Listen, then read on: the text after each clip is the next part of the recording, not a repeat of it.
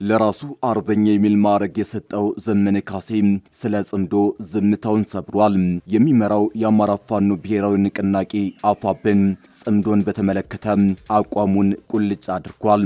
ፋኖ በአቋሙ አማራ ትምክህተኛ ነው ብሎ ከሚያምነው ህወሓት ጋር ለመስራት ወስኗል። ለዓመታት ታጣቂዎቹን በጸረ አማራ ትርክት ሲያስታጥቀው ከነበረው ሻዕቢያ ጋርም ወዳጅነት ፈጥሯል። በዚህ አልበቃቸውም።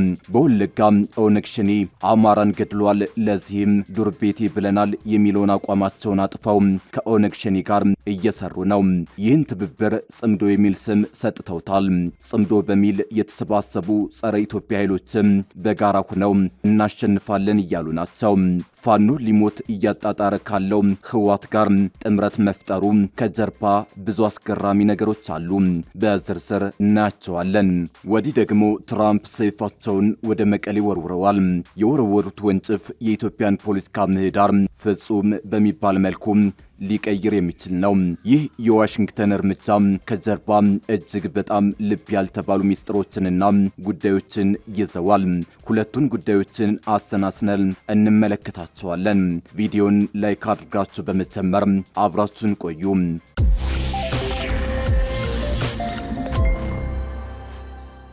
ከኢትዮጵያ ሰማይ ስር ሁለት ጥብቅ ጉዳዮች ቀልብን ሰቅዘው ይዘዋል። ሁለቱም ጉዳዮች በሰሜን ኢትዮጵያ ካለው ውጥረት ጋር የተያዙ ነገር ግን በኢትዮጵያ ፖለቲካ ጉልህ ለውጥ ሊያመጡ የሚችሉ ናቸው። የጽምዶ ኃይሎች ትብብርና አሜሪካ የህወሓት አመራሮች ላይ የጣለችው ማዕቀብ የኢትዮጵያን ፖለቲካዊ ምህዳር እስከ ወዲያኛው ሊቀይሩ የሚችሉ እንደሆኑ ተንታኞች እየገለጹ ነው። ጽምዶ ቀጠናዊ ጥምረት ሆኗል። ፋኖ፣ ኦሮሞ ነጻነት ሰራዊት፣ ህወሓት፣ ሻዕቢያ እና የሱዳን ኃይሎች በአንድ ተሰልፈዋል። ከዚህ ጀርባ ደግሞ ከኢትዮጵያ ቀውስ እጇ የማይታጣው ግብጽ አለች። ይህ ጥምረት ወይንም ጽምዶ ለመንግስት ስጋት የፈጠረ ጉዳይ ነው። ነገር ግን እነዚህ ኢትዮጵያን በተመለከተ የሚጋጩ ህልሞች ያላቸው ኃይሎች እንዴት ብለው ጥምረት ፈጠሩ የሚለው የብዙዎች ጥያቄ ነው። በተለይም ፋኖና ህወሓት በጋራ ወታደራዊ አሰላለፍ ውስጥ መገኘታቸው እንዴት ሊሆን ይችላል የሚያስብል ነው። ይህን ጥምረት የሚፈልጉና የሚደግፉ አካላት በተደጋጋሚ የሚያነሱት የጠላት ወዳጅ ነው በሚል እንደተጣመዱ ያነሳሉ። ብዙዎች እንዲሁ አንጠልጥለዋት የሚሮጧት የጠላት ወዳጅ ነው የምትባለው መርህ ነች። ይህችን ጉዳይ አጠር መጠን ብላ በቃላት ከመገለጿ በላይ ግዙፍ ጉዳይ ነች። የጠላት ብለህ የምትወዳጀው አካል መጀመሪያ ነገር ጠላት አለመሆኑ ጠላቴ ነው ከምትለው ጋር ያለው የጠላትነት ደረጃ ካንተስ ጋር ምን ያህል የሚዘልቅ ለአጠቃላይ ጥቅምህ ያለው ትርጉም ጭምር ታይቶ ከወገንህ ጋር መክረህ በመርህ የምታደርገው እንጂ ብዙ ይዞት እንደሚሮጠው አይነት ቀላል አይደለም። በዚህ ጉዳይ ላይ አስተያየታቸውን የሰጡ አንድ የፖለቲካ ተንታኝ ህወሓት ጠላቴ ብሎ በግዙፍ መዝገብ ከትቦ ዕድሜ ዘመኑን የራሱን ወገንም ሌላውንም ጠላት አድርጎት የጠላት ነውና ወዳጅ ነው አትለውም፣ ከሱ ጋር መስራትም ሊሆን አይችልም በማለት ትችታቸውን ይሰነዝራሉ። ተንታኙ አክለውም ከአንድ ጠላትነቱን ካልተወ ኃይል ጋር ያለው ያልተገባ ግንኙነት ሲተች ከሌላው አረመኔ ጋር ሂደም ተጣበቅ የሚል ትርጉም የሚሰጥበት መንገድ ትክክል አይደለም። ላብነት ያህል በየሳምንቱ የሚሸማገሉት ህወሓትና ኦህዴድ መካከል ያለው ይህ ነው። ከብልጽግና ጋር ያለው ያልተገባ ግንኙነት ሲተች ከህወሓት ጋር ተጣበቅ ማለት አይደለም። ከህወሓት ጋር ያለው ያልተገባ ግንኙነት ሲተች ከኦህዴድ ጋር ተጣበቅ ማለት አይደለም። እንዲህ ሲባል ደግሞ ወዳጅ አልባም ልታስቀሩን የሚለው ሌላ መሰረተ ቢስ ጉዳይ ነው። ፖለቲካ ለመስራት የግድ ከሁለቱ ድርጅቶች ጋር የሚደረግ ግንኙነት የሚወስነው አይደለም በማለት የጠላት ወዳጅ ነው የሚለውን አብሮ የመስራት ምክንያት ውድቅ ያደርጉታል። ተንታኙ ሌላው ያቀረቡት ሂስ ይህ ጥምረት የህዝብ ለህዝብ ነው በሚል ሽፋን መደረጉን ነው። አንዳንድ ግንኙነቶች የህዝብ ለህዝብ ተደርገው የሚቀርቡበት መንገድም መሰረተ ቢስ ነው። ለአብነት ያህል ከእምነት ከባህል ወዘተ እየተባሉ በየአቅጣጫው ጭምር የሚዘው የሚወረወሩ አስቂኝ ጉዳዮች አሉ። ከህወሓት ጋር የሚደረገው አንዱ ነው። የዚህ አቀንቃኞች ለምን የሚል ግዙፍ ጥያቄ ሲመጣ መመለስ ስለማይችሉ የህዝብ ለህዝብ አድርገው ሊሸፍኑት የቋንቋ፣ የእምነት ወዘተ ጭምር ትስስርን እንደ ማሳመኛ ያቀርባሉ። በእነሱ መመዘኛ ሲታይ ጉዳዩ ፉርሽ ነው። ግንኙነቱ ከድርጅት እንጂ ከህዝብ ጋር አይደለም። ስለ ህዝብ የሚነሳው ሐሰት ነው በማለት ነቅፈዋል። በአንድ አፍታ ሚዲያ ወቅታዊ ጉዳዮችን በመተንተን የሚታወቀው የፖለቲካ ተንታኝ አማረ መኮንን ይህን የፋኖና ህወሓት ግንኙነትን ሰፋ አድርጎ አብራርቷል። አማረ መኮንን ህወሓትና ፋኖ ህገ መንግስታዊና አስተዳደራዊ አወቃቀር ጉዳዮች ሊስማሙ የማይችሉ ኃይሎች ናቸው ይላል። ጉዳዩን እንዲህ በማለት ያብራራል።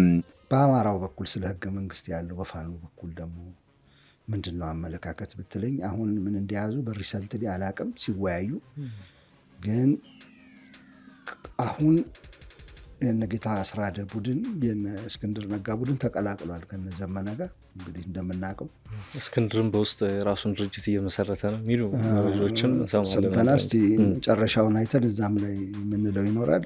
ግን እሱ ፕሮግራም የወጣ ጊዜ የእንትናም ፕሮግራም የወጣ ጊዜ በአብዛኛዎቹ ችግሮች የሚመነጩት ከዚህ ህገ መንግስት እንደሆነ ነው የሚያወራው። ብዙዎቹ መንግስትን ብቻ ሳይሆን ህገ መንግስትን የመቀየር በፋኖ በኩል ማለት ነው። ህገ መንግስቱ ይሄ የሚያሰራ አይደለም፣ ህገ መንግስትን እንቀይራለን። this is not ይሄ የሲምፕል አሁን ሁለት ድርጅቶች ሲወያዩ ለነገ የምታሳድረው ምናምን አለ አይደል? ህገ መንግስት ግን እንደዛ አይነት ነገር አይደለም። ህገ መንግስት መሰረታዊ አንድ ሀገር የምትመራበት ከዛ አስተዳደሩ የሚዘረጋበትን ፍሬምወርክ የሚቀርጽ ነው። ህግን፣ ታሪክን፣ ነባራዊ ሁኔታን ተመልክቶ የሚቀረጽ ነገር ነውና ህገ መንግስት መሰረታዊ የሆነ ነገር ላይ የሚለያዩ እንትኖች እንዴት ሊጣመሩ ይችላሉ? ሀገሪቱ ምን ትምሰል? አሁን የሚጋጩ ህልሞች የሚሉት መረራ በኋላ ሌሎችን እንዘረዘራለን። የነበራት ህገ መንግስት እንግዲህ ሲቀረጽ አገሪቱ ውስጥ ተከማችቶ የነበረ ግጭቶች፣ ጦርነቶች፣ ችግሮች የሚፈቱት እንዲህ አይነት አስተዳደር ብንዘረጋ ነው፣ በዚህ ብንመራ ነው ተብሎ ነው። ይሄ ይሆናል ተብሎ አሁን አዲሱ ህገ መንግስት የጸደቀው ይሄ የ85ቱ ማለት ነው። እሱ ላይ የማትስማማ ከሆነ ድሮ ባለም ችግር አትስማማ ማለት ነው። ከዛ በፊት በነበረ ችግር መሰረቱ ይሄ ነው ለሚሉት ትልቅ ልዩነት አለ ማለት ነው። ይህን መረራ መጽሐፍ ከጀመሩ በጣም ቆይተዋል። በ2006 ዓመተ ምህረት አካባቢ የዓለም የፌዴራሊዝም ምናምን ጉባኤ ተካሂዶ ነበር።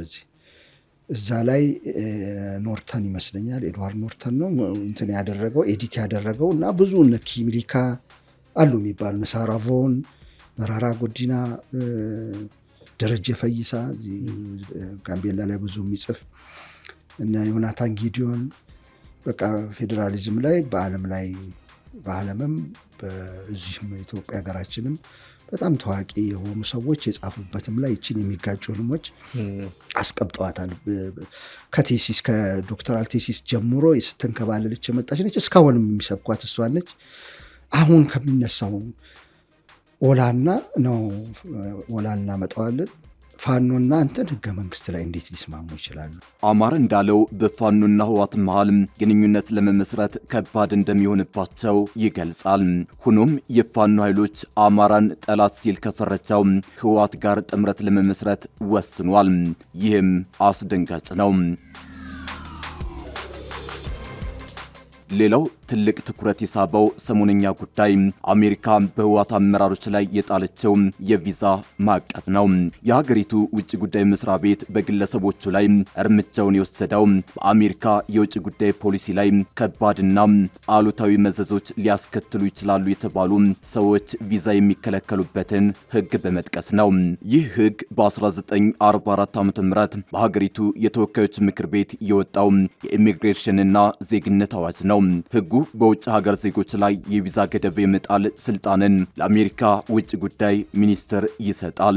የውጭ ዜጎች የአሜሪካ ቪዛ ለማግኘትም ሆነ ወደ ሀገሪቱ ለመግባት በምን ምክንያቶች ገደብ ሊጣልባቸው እንደሚችል በዚህ አዋጅ ላይ ተዘርዝሯል። በአዋጁ ከተዘረዘሩ ምክንያቶች መካከል የጸጥታና ተያያዥ ምክንያቶችን የሚመለከተው ክፍል ይገኝበታል።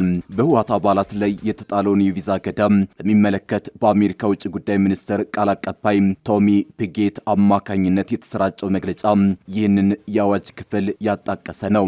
በዚህ የማዕቀብ እርምጃ ዙሪያ አስተያየታቸውን ከሰጡ ፖለቲከኞች መሃል ጀዋር መሐመድ አንዱ ነው። የአሜሪካ እርምጃ ወደ ጦርነት ሊገፋፋ ይችላል የሚል የዲፕሎማሲ ስጋት ያዘለ ቢመስልም በጥልቅ ሲፈተሽ ግን አደገኛ የሆኑ የፖለቲካ ማመካኛዎችን፣ የሴራ ትንታኔዎችንና የተንሸዋረሩ እውነታዎችን አጭቆ የያዘ ሆኖ እናገኘዋለን። የጀዋር ጽሑፍ እነዚህን ሶስት አደገኛና መሰረተ ቢስ ትርክቶች ለማስረጽ የሞከረበትን መንገድ በቀላሉ ማየት ይቻላል።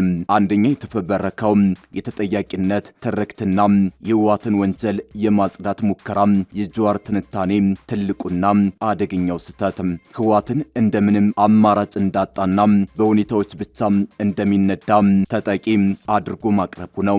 ጽሑፉ ህወሓት ከመዋጋትና እጅ ከመስጠት ውጪ አማራጭ ምርጫ እንደሌለው ይሞግታል። ይህ ግን ሆን ተብሎ የህወሓትን የፖለቲካ ብሬት ለማጽዳት የተደረገ ሙከራ ነው። ህወሓት ራሱ የፈጠረው የውስጥ ክፍፍል ህገወጥ ምርጫ ለማካሄድ ያደረገው ሙከራና ትጥቅ አልፈታም በማለት ትግራይን በጦርነት አጣብቂኝ ውስጥ ያቆየበትን እውነታ ጽሑፉ ሙሉ በሙሉ ይዘነከዋል። አሜሪካንና የፌዴራል መንግስቱን ብቻ ተወቃሽ በማድረግ የግጭቱን ዋነኛ ጠንሳሽ ከተጠያቂነት ነፃ ለማድረግ የተሄደበት ርቀት የትንታኔውን ሚዛናዊነት ገደል ከቶታል። ሁለተኛ የፖለቲካ ኪሳራን በደም ለመጠገን የሚደረግ አሳዛኝ ማመካኛ። በጽሑፉ ውስጥ እጅግ ዘግናኙ ሐሳብ ህወሓት በውስጡ ያለውን ክፍፍል ለመጠገንና ህዝቡን ለማስተባበር ጦርነትን እንደተሻለ አማራጭ ወስዶታል ብሎ ያቀረበው ስሌት ነው። ይህ ማለት የህወሓት አመራሮች የራሳቸውን የፖለቲካ ስልጣንና የፓርቲ አንድነት ለማስጠበቅ ሲሉ ዳግመኛ በመቶ ሺዎች የሚቆጠሩ የትግራይ ወጣቶችን በጦርነት እሳት ለመማገድ ወስነዋል ማለት ነው። ጀዋር ይህንን እጅግ አሳዛኝና ኃላፊነት የጎደለው የጦር ወንጀል ውሳኔ እንደ አንድ የተለመደ የፖለቲካ ስትራቴጂ አድርጎ ማቅረቡና ከማውገዝ ይልቅ ማመካኛ መስጠቱ ትንታኔው ከሞራልም ሆነ ከሰብአዊነት ያፈነገጠ መሆኑን በግልጽ ያሳያል። የህዝብን ህይወት ለፖለቲካ ትርፍ እንደ ማገዶ መጠቀም መቼም ቢሆን ስትራቴጂ ሊባል አይችልም። በሶስተኛነት የህዳሴው ግድብ የሴራ ትንታኔ ነው። የጽሑፉ የመጨረሻ አንቀጽ ጀዋር ከትንታኔው ወጥቶ ሙሉ በሙሉ ወደ ፖለቲካ ቁማርተኝነት የተሸጋገረበት ማሳያ ነው። ጥቂት የህወሓት አመራሮች ላይ የተጣለውን የቪዛ ማዕቀብ አብይ አህመድ ከትራምፕና አልሲሲ ጋር በሚስጠር የህዳሴውን ግድብ በመሸጥ ካመጡት ስምምነት ጋር ማያያዝ የፖለቲካ ሳይንስ ትንታኔ ሳይሆን ርካሽ ሴራ ነው። ይህ አባባል ምንም አይነት መሬት የረገጠ መረጃ የሌለው ነገር ግን በኢትዮጵያውያን ዘንድ ያለውን የህዳሴ ግድብ ስሜት በመቀስቀስ በመንግስት ላይ ቁጣና ጥርጣሬን ለመፍጠር የተወረወረ መርዛማ የፖለቲካ ካርድ ነው። ይህ አካሄድ አጀንዳን በማስቀየስ የህወሓትን የጦርነት ዝግጅት ከእይታ ለመሰወር የተደረገ ሆን ተብሎ የተጠነሰሰ የፕሮፓጋንዳ ስራ ነው። ለማጠቃለል ጽሑፉ ከመደበኛ የፖለቲካ ትንታኔነት ይልቅ የህወሓትን አዲስ የጦርነት ዝግጅት አስገዳጅ አስመስሎ ለማቅረብ የተጻፈ የቅድመ ጦርነት ማመካኛ ይመስላል። የፖለቲካ ተንታኞች ስሜትንና ስጋትን ተጠቅመው የህዝብን ስነ ልቦና እንዴት ለመቅረጽ እንደሚሞክሩ የጽሑፍ ህያው ማሳያ ነው።